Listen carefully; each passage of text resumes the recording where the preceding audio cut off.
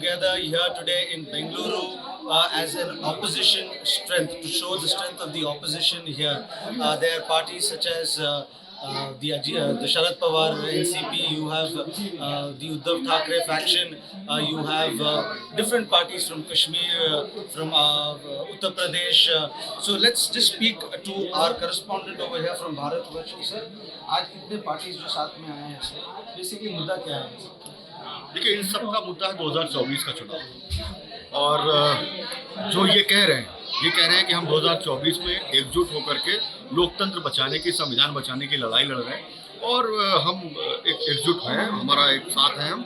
और सबसे अहम बात यह है कि जो कहा जा रहा था कि चेहरा कौन होगा, तो अभी कुछ देर पहले मल्लिकार्जुन खड़गे ने, जो कांग्रेस के अध्यक्ष हैं, इस बैठक में साफ तौर पर कहा कि कांग्रेस पार्टी सत्ता या प्रधानमंत्री पद के पीछे नहीं है। तो ये एक बड़ा बयान है। इससे क्या है कि इसमें जो तमाम दल हैं जो बैठे हुए हैं, उसमें कई लोगों के दिल में है कि शायद मैं पीएम बन जाऊं, जैसे देवगौड़ा साहब बन गए, गुजराल साहब बन गए।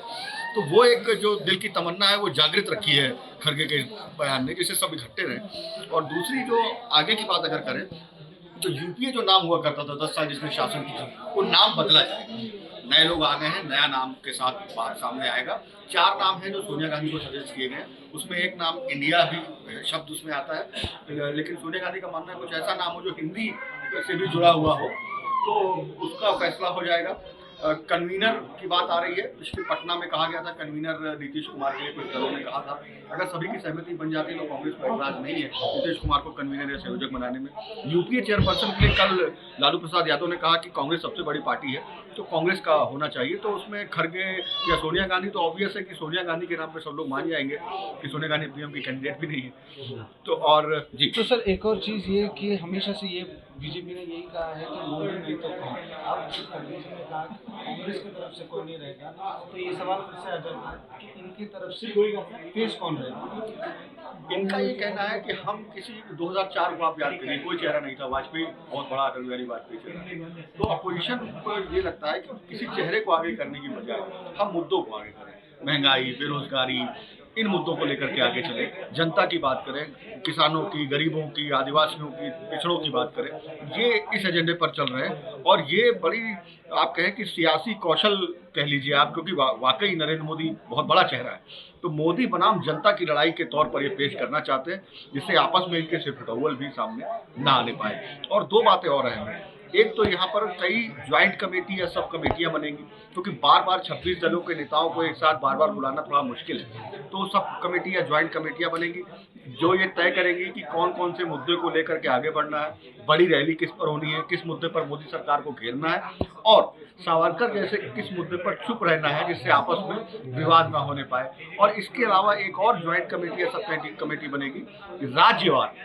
अब इस बैठक जब खत्म हो जाएगी, इसके बाद प्रक्रिया शुरू होगी राज्यवार सीटों के बंटवारे की। जी, उसी के बारे में मारा था, क्योंकि आपने कहा कि अभी सावरकर जैसे इश्यू को टच नहीं करेंगे कि खुद की पार्टी में जो लोग हैं उनको इफेक्ट हो जाएगा। आप जब सीट शेयरिंग की बात आई थी, डिफरेंट स्टेट्स में ये लोग कॉम्पिटिटर्स भी हैं, तो वहाँ कैसे लड़ेंगे ये भी?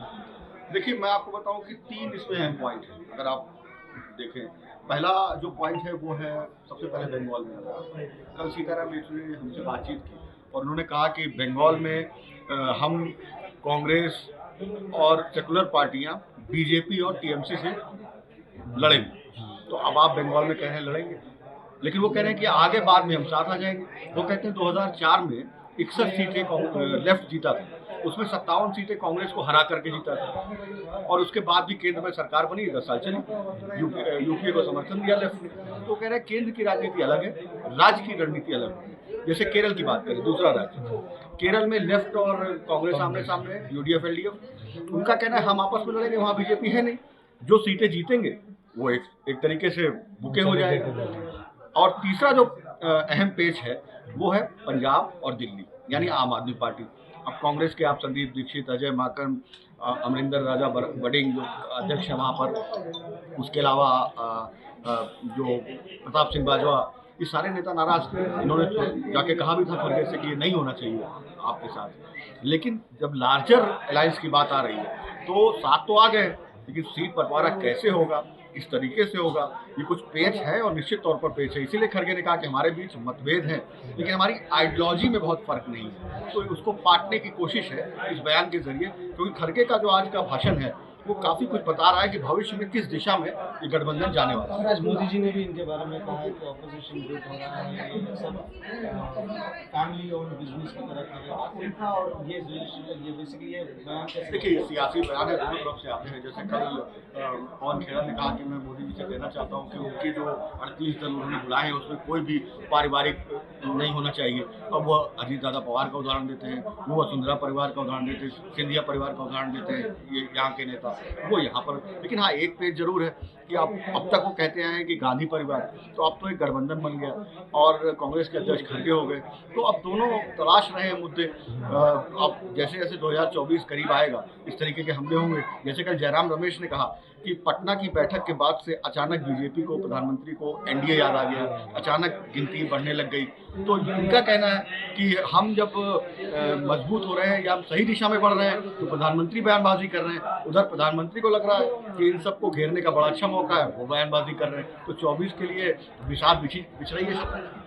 वैसे देखा जाए तो यूनाइटेड स्टैंड को अगर आपको स्ट्रेंथन करना है तो उसके अगले कीवर्ड ये है कि डिवाइडेड विल फॉल, क्या ऐसा होने वाला चांस है? देखिए, सियासत में कुछ भी हो सकता है, व्यक्तिगत महत्वाकांक्षाएं बहुत बड़ी चीज है। वो कितना ये लोग छोड़ पाएंगे, क्योंकि आपने देखा है कैसे वो अभी ज़्यादा दिन नहीं हुए, साल भर के वक्त की बात है कि कांग्रेस को अलग करके शरद पवार और केसीआर ये सब साथ आए, ममता बनर्जी साथ में थी, कांग्रेस को छोड़ के मोर्चा बन जाए। बाद में पवार ने कहा नहीं, बिना कांग्रेस के नहीं हो सकता। इन्हीं पवार ने कहा कांग्रेस पुराने जमींदार की तरह पेश आया करती है। और केजरीवाल ने कहा कि सबसे भ्रष्ट सोनिया गांधी, इनको 2 दिन के लिए जेल में डाल दो, सारे भ्रष्टाचारियों के नाम इनसे पूछ लो। आज साथ में है, सत्ता में कुछ भी हो सकता है। तो सियासत में कुछ भी हो सकता है। लेकिन जिस तरीके से इन सभी दलों की दुर्दशा हुई है, ये सभी दल चुनाव हारे हैं। कांग्रेस पार्टी जो कितने बड़ी पार्टी, सबसे पुरानी पार्टी, राज करने वाली, कई सालों तक देश में राज करने वाली पार्टी, ये 50 में 2 चुनाव से सिमट रही है। तो अब इन दलों को लगता है शायद महत्वाकांक्षाएं छोड़ के ये 2024 के लिए एक बड़ी लड़ाई लड़ने के लिए तैयार दिखाई पड़े। लेकिन मैं फिर कहूँगा कि 24 तक के चुनाव में ये सब इकट्ठे रहे, महत्वाकांक्षाएं छोड़ के इकट्ठे